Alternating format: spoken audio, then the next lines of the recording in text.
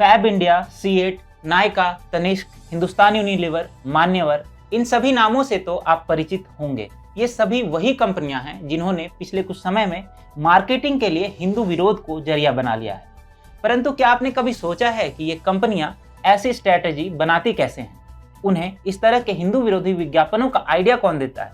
या फिर इस तरह से हिंदुओं की भावनाओं से खिलवाड़ करने के लिए इन कंपनियों को कंटेंट कौन तैयार करके देता है? नमस्कार, TFI पर आपका स्वागत है और मैं अभिनव आज आपको बताने जा रहा हूं कि कैसे एक के बाद एक हिंदू विरोधी विज्ञापनों के पीछे JNU और IIMC जैसे संस्थानों के वामपंथी सोच वाले प्रोफेसर जिम्मेदार हैं।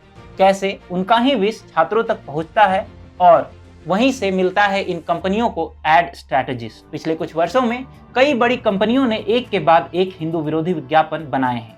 इस तरह से लगातार सामने आ रहे हिंदू विरोधी विज्ञापनों से देश की जनता सोचने पर मजबूर हो चुकी है कि आखिर सनातन धर्म को ही क्यों निशाना बनाया जाता है। अगर परत दर परत मामले की तह में जाएं तो एक बात स्पष्ट हो जाएगी कि समस्या देश के उन मीडिया संस्थानों तथा आर्ट संस्थानों के वामपंथी प्रोफेसर हैं, जहां से एडवर्टाइजिंग एजेंसीज हायरिंग करती हैं।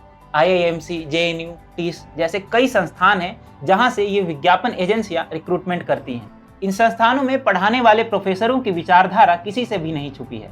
इन्हीं प्रोफेसरों का फैलाया हुआ भारत विरोधी विष छात्रों तक पहुंचता है और फिर वहीं से विज्ञापन एजेंसियां campaign designer, creative executive, creative director जैसे पदों पर भर्ती करती हैं। जब इन एजेंसियों को हिंदुस्तान यूनिलीवर, तनिष्क, सीएट जैसी कंपनियों के लिए विज्ञापन का कॉन्ट्रैक्ट मिलता है, तब इन एजेंसियों के लिए हिंदू विरोधी प्रोफेसरों से पढ़कर आए छात्र ही विज्ञापन की रूपरेखा तैयार करते हैं तथा फिर विज्ञापन को अंतिम स्वरूप देते हैं। उदाहरण के लिए मुंबई स्थित लोवे लिंटास एक विज्ञापन एजेंसी है जो कई कंपनियों के लिए एड्स बनाती है।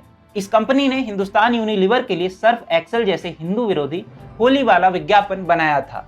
अब अगर इस कंपनी के भारतीय ब्रांच पर नजर डालें तो ऊपर से लेकर नीचे तक कई अधिकारी ऐसे ही संस्थानों से पढ़े हुए मिलेंगे जहां वामपंथी प्रोफेसरों का ही बोलबाला है।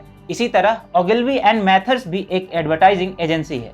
JNU, TIS, IIMC, मुद्रा देश के कुछ प्रमुख कला संस्थान हैं। इन संस्थानों से प्रचारित हिंदू विरोधी विचारों को किसी दस्तावेज की जरूरत नहीं है। इन संस्थानों से पढ़ने के बाद सामाजिक विज्ञान के विचारों से लैस होकर जब क्रांतिकारी अप्रेंटिस यानी शिक्षु वास्तविक दुनिया में कदम रखते हैं तो उनका एक्टिविज्म फ्रेश कन्वर्ट से भी अधिक होता है। सामूहिक रूप से ऐसे लिबरल संस्थान क्रिएटिव कम और एक्टिविस्ट अधिक पैदा करते हैं। उदारवादी संस्थानों का उद्देश्य मानव मस्तिष्क के क्षितिज को व्यापक बनाना था ताकि पक्षपात से रहित होकर मानवीय समस्याओं का निदान हो सके। हालांकि होता ठीक उल्टा है। छात्रों को संकीर्ण विचारधारा में बांध दिया जाता है जिससे वह अपने ही देश, मिट्टी और संस्कृति को भूलकर उस विचारधारा को ही परम पूज्य मानने लगता है जिसे उसके प्रोफेसर ने पढ़ाया है। परिणाम स्वरूप हमें तनिष्क के एकत्वम अभियान जैसे विज्ञापन देखने को मिलते हैं जिसका वास्तविकता से दूर दूर तक कोई नाता नहीं है। ऐसा नहीं है कि आजकल इंटरनेट के क्षेत्र में हिंदू अति सक्रिय हैं तभी ऐसे विज्ञापन पर रिएक्शन देते हैं। यहाँ गलती उन वोक विज्ञापन एजेंसियों में बैठे लोगों की है जो वामपंथी संस्थानों के प्रोफेसरों की विचारधारा में उलझकर वास्तविकता को नहीं जान सके।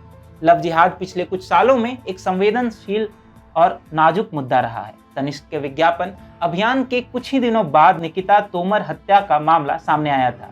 इससे लव जिहाद की सच्चाई और अधिक स्पष्ट हो गई थी। बावजूद इसके विज्ञापन बनाने वाली विज्ञापन एजेंसियों ने अपना काम जारी रखा था।